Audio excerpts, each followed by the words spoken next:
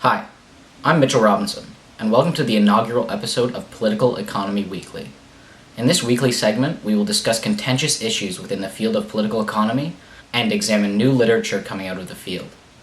Today's episode will delve into the latest book from Dr. Michael Strangelove, a prominent communications scholar from the University of Ottawa. The book is titled The Value System, and this talk will specifically focus on the book's 5th chapter, which focuses on the internet's ability to produce change and transformation in authoritarian environments. The context that Dr. Strangelove uses to describe the internet's ability to undermine dominant power structures and produce change is China, an economic powerhouse and a country that has attempted to significantly censor and control what its citizens can access on the internet. As described by Murray State scholar Ruwei Bu, the Great Firewall of China is a colloquial term for the Chinese government's internet censorship program. It attempts to prevent citizens from engaging with information that challenges the ruling Communist Party's state-sponsored values, and therefore remain in the dark to the workings of the outside world.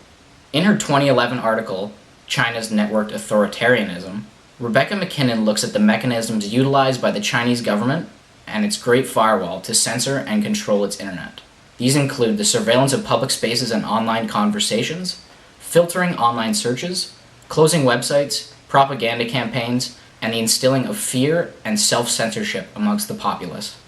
If Chinese citizens are only able to engage with material that is approved and sponsored by the government, they become complacent with the authoritarian policies that they have been subjected to, and the chances for any change in Chinese society significantly diminishes. Mark Poster describes the internet's transformative capability in his 2007 article, Internet Piracy as Radical Democracy.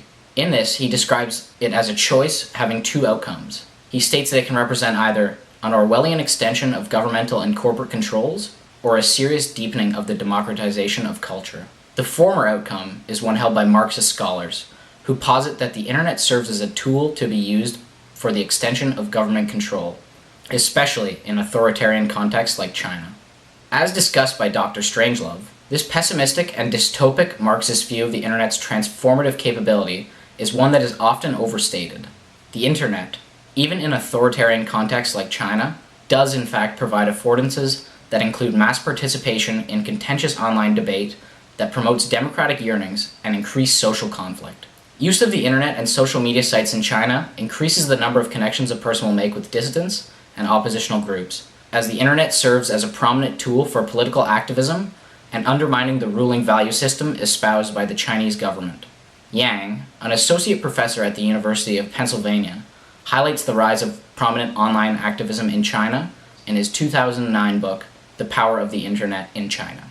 Yang states that the authoritarian nature of China has produced a climate that has fostered resistance and rebellion.